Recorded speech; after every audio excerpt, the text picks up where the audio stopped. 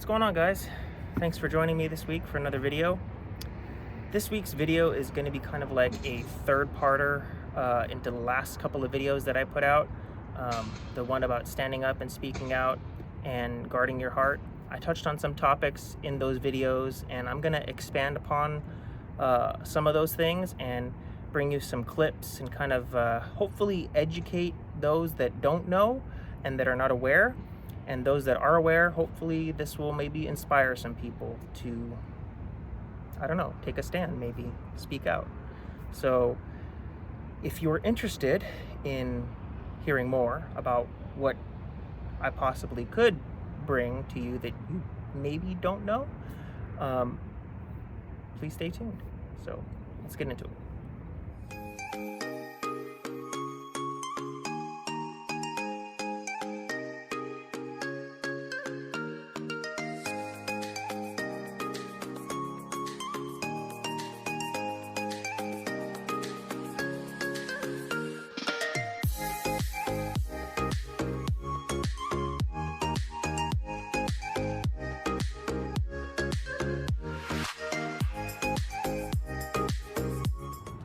All right, so to kick things off, I want to ask you guys a question.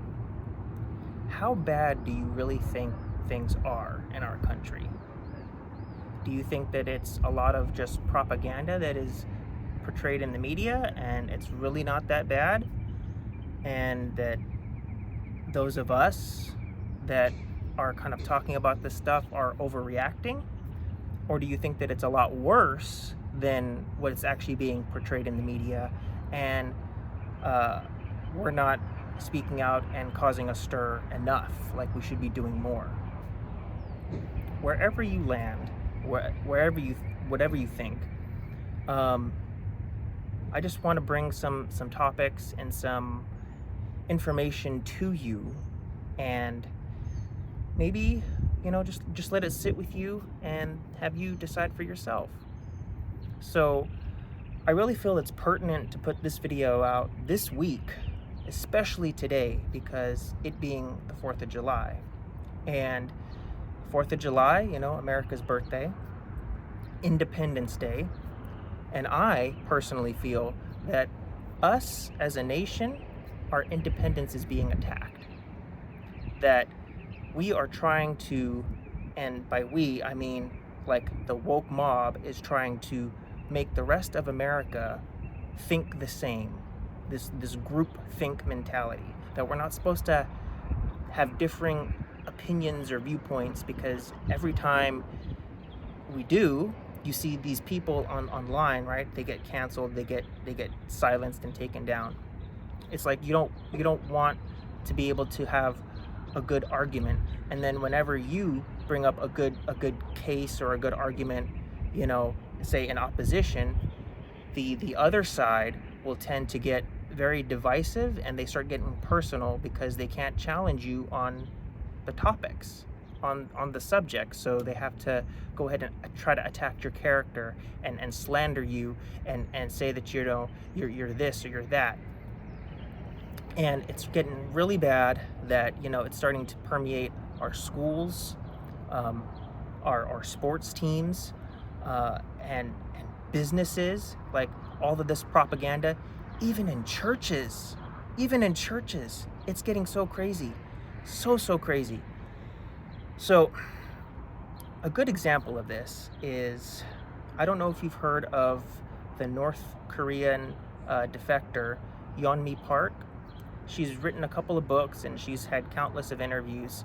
There's an interview I want to link up there in the corner that's really in-depth in her story. She's with this podcast person, his name's Sean, but she really kind of gets into the meat of her story and how she left North Korea, you know, her journey through China, and then to Mongolia, and then South Korea, and then eventually to America. And what she's gone through and everything is really quite horrendous. It's remarkable, the resiliency that she has, really. But this clip that I want to show you is from a different interview where she kind of talked about her story in this one as well, but didn't go as in depth. So I'll link both of them. The first one, you know, for the one with Sean where she really dives deep, and then even this other one, I'll link that up there as well. But this clip is about 5 minutes and like 50 seconds. It's rather quite long, but basically the question was like how is she seeing in America, because she went to Columbia, the college in Columbia in New York. She went there, and the question that this interviewer was asking her was basically, what is she noticing here in America now that, you know, basically kind of parallels what is kind of going on in North Korea. So take a look at this clip, and then I'm gonna come back and kind of dissect some of this stuff afterwards. So check this out. Talk about what you encountered at Columbia and elsewhere. Where do I begin? Yeah. Seriously. I mean, my classmates, perfectly lovely people, they're in their like Lululemon $100 like yoga pants, or they're like green juice detox. I mean, for me in North Korea, I ate plants to survive with my bunny. Now they eat like salad, too skinny. I was very offended in America. People do that, right? I did not know the problem in America is having too much food. And they were telling me they're oppressed at Colombia. The women wearing the $100 Lululemon pants. It's like more expensive. My mom's and like the $10 green drinks were saying they're oppressed. Yeah. And I was asking them, why are you oppressed? So in Colombia, every class, before class, we have to introduce ourselves. Not about who you are, your name, or your major. It's about, first thing you have to do is your pronoun. Your pronoun. And what year was this? 2016. Holy cow. But I learned English by watching Friends. In 2014, 2 years prior. In Friends, they don't have they as a pronoun. They don't have a Z, X, Y, like none of that pronouns exist. So I go to Colombia and then I name they as he, as a biological male. And in tears, how I make them feel threatened. And then my professors were saying, who likes to read, give me examples, you need to be woke. And I thought like my English was not good. I thought, I'm awake. I'm awake, right? Like, why is she saying I need to be woke? And she's like, let me give you an example of being woke. Like, who likes to read? Jane Austen. And I love reading, and Jane Austen, I learned so much about being a human through her book. So I like raised my hand, and she said, Jane Austen was like, living in an era of white colonialism and white supremacy. By reading her work, you convey the message that only white men are capable of reasonable thinking. And that's how you oppress minority people. And this is by reading Jane Austen. Jane Austen. You oppress people by reading Jane Austen. And then we have a consent orientation everybody needs to take at Columbia when you begin the college. And as a rape survivor, you appreciate that they teach you how to get a consent from your sex partner. And then after these 2 long hours of lecture, they give us examples. So you and I going to Columbia together. You and I go out drink at the bar. Both of us had beer. We had consensually agreed to make love, and the next day wake up. I think it was under the influence I made a mistake. Now I can call that rape because I was under influence. But what about the guy? He also drank too.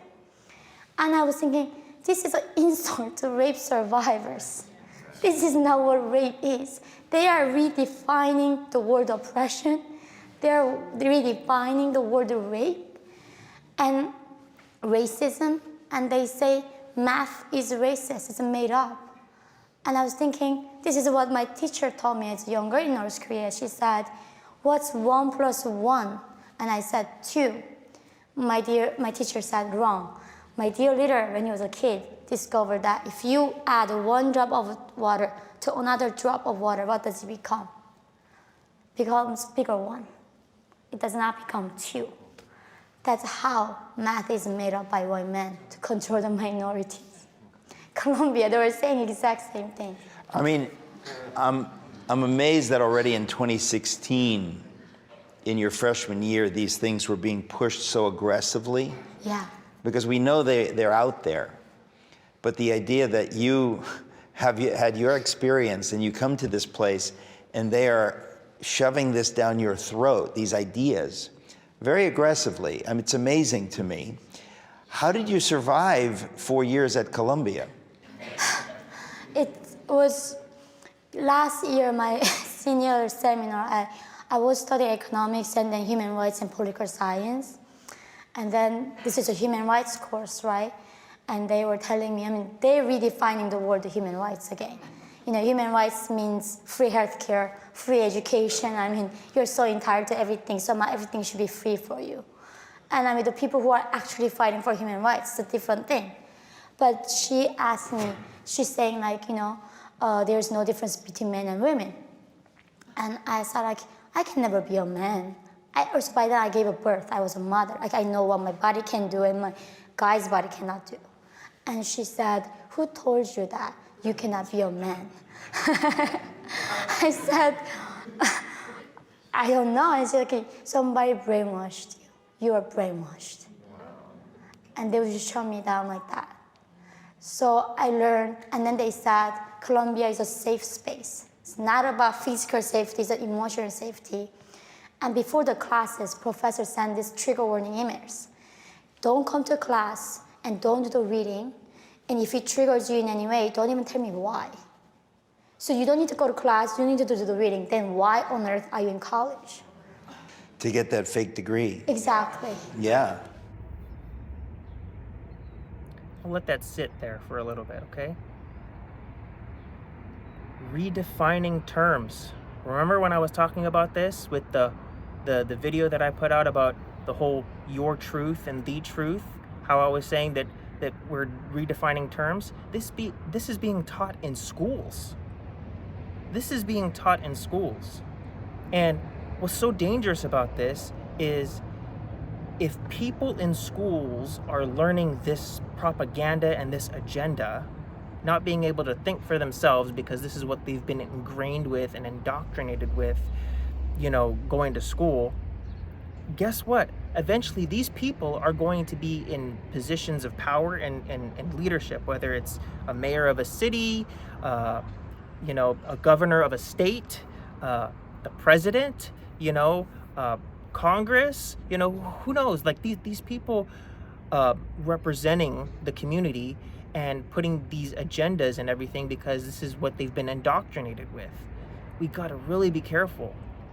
It's spilling over into everything because keep in mind, all of this stuff that's being taught, okay, there's a small minority of people who think this way, small minority.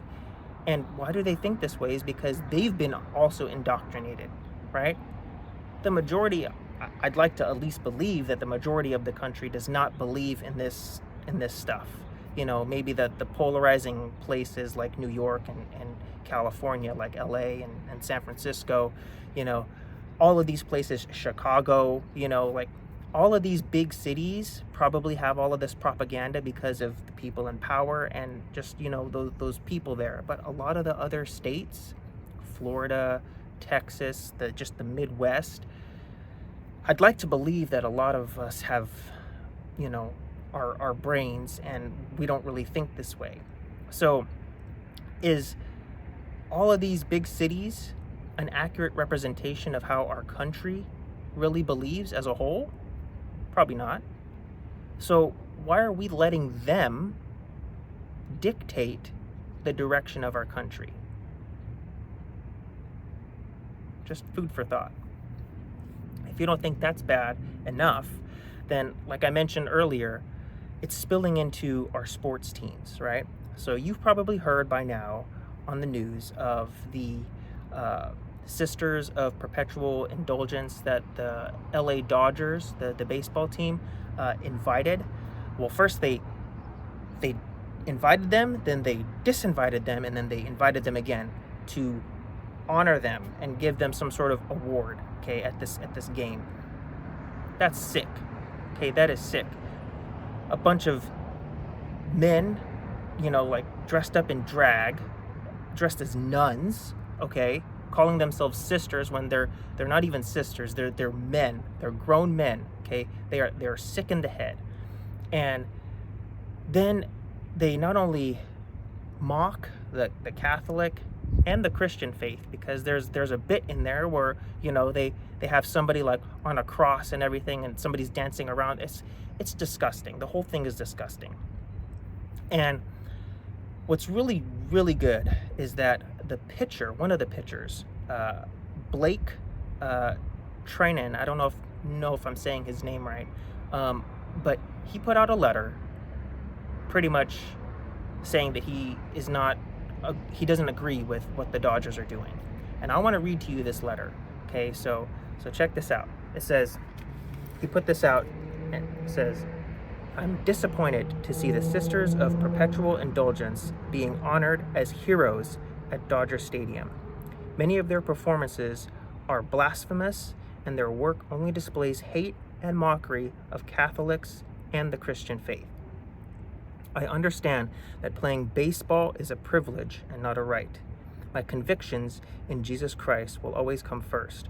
Since I have been with the Dodgers, they have been at the forefront of supporting a wide variety of groups. However, inviting the Sisters of Perpetual Indulgence to perform disenfranchises a large community and promotes hate of Christians and people of faith. This single event alienates the fans and supporters of the Dodgers, Major League Baseball, and professional sports. People like baseball for its entertainment, value, and competition. The fans do not want propaganda or politics forced on them. The debacle with Bud Light and Target should be a warning to companies and professional sports to stay true to their brand and leave the propaganda and politics off the field. I believe Jesus Christ died on the cross for my sins. I believe the Word of God is true. And in Galatians 6:7, it says, "Do not be deceived. God cannot be mocked. A man reaps what he sows." This group openly mocks Jesus Christ, the cornerstone of my faith. And I want to make it clear that I do not agree with nor support the decision of the Dodgers to honor, in quotes, the Sisters of Perpetual Indulgence. But as for me and my house, we will serve the Lord. Joshua 24, verse 15. Now, that is amazing, okay? That's a stance to take. Really good stance. But see, here's the thing. Then some other pitchers from other baseball teams came out and supported him, right? Specifically one in particular I want to touch on. Anthony Bass. He was, get to that in a minute, he was the pitcher, or one of the pitchers, of the Toronto Blue Jays. And he had like shared sentiments and whatnot about this letter. Shortly after that, guess what? He gets booed when he comes on the field to pitch, and he gets talked to, by, the higher ups of, management and whatnot of the Blue Jays. So then what does he do? He comes on video and he gives an apology. Where's the backbone? Where is the backbone to stand on your faith? No, he apologized, and guess what? They still let him go. They still fired him. So he should have actually stood his ground and actually supported the fact that he is against this Sisters of Perpetual Indulgence. There was some other pitchers from other baseball teams that came out and actually supported that, and they didn't backtrack or backpedal. I mean, you'd think if anybody was going to come out and maybe apologize, okay, would have been the pitcher for the Dodgers who were honoring these people to begin with, right? That you think that Blake, who wrote this letter, that he would have been asked to come back and apologize. But he wasn't. Nor from that letter would I think that he would, because then that just makes his whole letter meaningless if he did, You guys have probably seen the video, or I shouldn't say the video, the movie, God's Not Dead. But there's a line in there, right, that has kind of been portrayed through all the different movies, the many different, parts of these movies. And there's a line in there that says, "I would rather stand with God and be judged by the world than stand with the world and be judged by God." This is how we should be. This is how we should be. We shouldn't stand with the world, stand against God. Do you know that's a dangerous place to be? To stand with the world? The world is so corrupt, and you're gonna choose that side to stand on? There's another video that I want to link up here in the corner. Charlie Cheon. I don't even know if I'm saying that name correct, but he actually brings up some topics and shows some like TikTok videos and examples, but he does a really good job of summarizing a lot of this stuff as well. And I encourage you to go watch that as well. Watch that video and then maybe comment below. Like, look at all of this stuff. Research Yeonmi Park, research Charlie Cheon, and research this stuff for yourself, okay? Look at the parallels between where we're headed as a country if we keep going down this path. Look at North Korea. People say that they don't want capitalism, right? So they want everything given to them for free. Free education, free healthcare, free all of this stuff. That doesn't work. That does not work. Somebody has to pay for it. Somebody has to pay for it. And we need capitalism. That is how we grow and innovate as a country and as a people. One of the things that's really great about this country is the fact that we pride ourselves on independence. So if we lose our independence because we are trying to copy and we're going down this path to be like North Korea, you want to be like North Korea? Go live in North Korea. Go live in North Korea. See if you like that lifestyle. And then maybe come back and tell me, that you still want to live like that. You still want our country to go like that. All of these people that are crying that they're oppressed because they can't, do this or do that.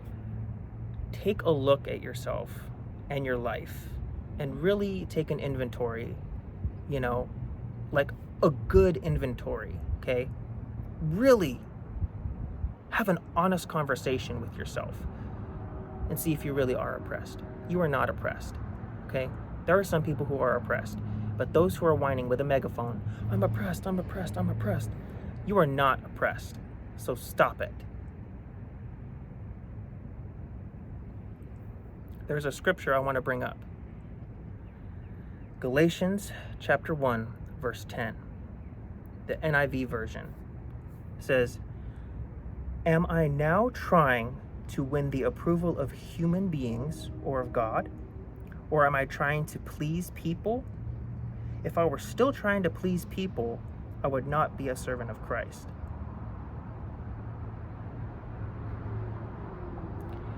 This is why I put this video out. Because I am not worried about pleasing people or ruffling people's feathers, okay?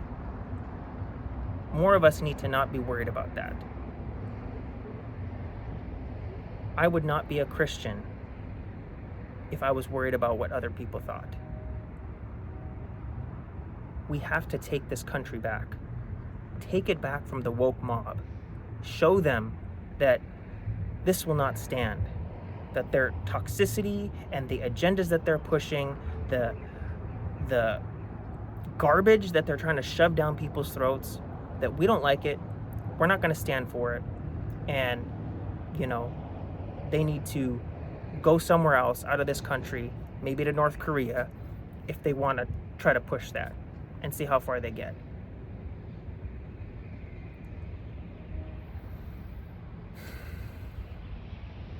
All right, I think I'm off my soapbox.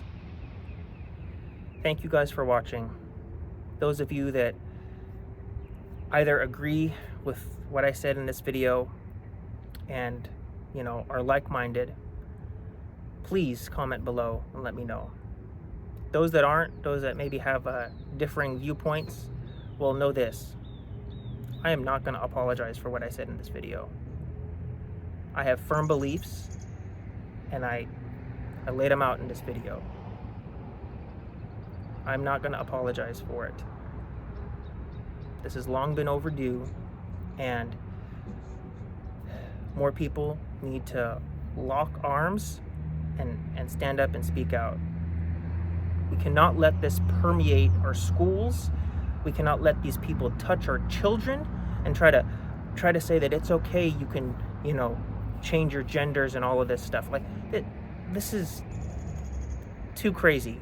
Too crazy, too disgusting, and it needs to stop. More people need to stand up and say, no, in the name of the Lord Jesus Christ, get behind me, Satan. Us as America, we need to say this. Get behind us, Satan. You do not belong in this country. You do not belong in this family. You do not belong anywhere here. Get behind me, Satan. When I was in the military, the Air Force, we have this saying: fly, fight, and win. We have to fly above the pressure, the peer pressure, to silence ourselves and to silence the truth and let the lies speak. We have to fly above that pressure.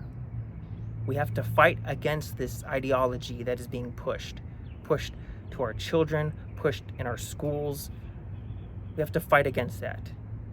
And we have to win. We have to win. There is no other option. We cannot lose this country. America is a great country, full of possibilities, full of individuality. We have to let that thrive. Land of the free, home of the brave. We have to keep our freedom, and we have to remain brave. We cannot be scared about what might happen if we speak out, if we lose our jobs, if we get silenced or canceled, how are we going to provide for our families? I get those are valid concerns, those are valid reasons, right? But we have more at stake. If we lose this country, where else are we going to go? What else are we going to do?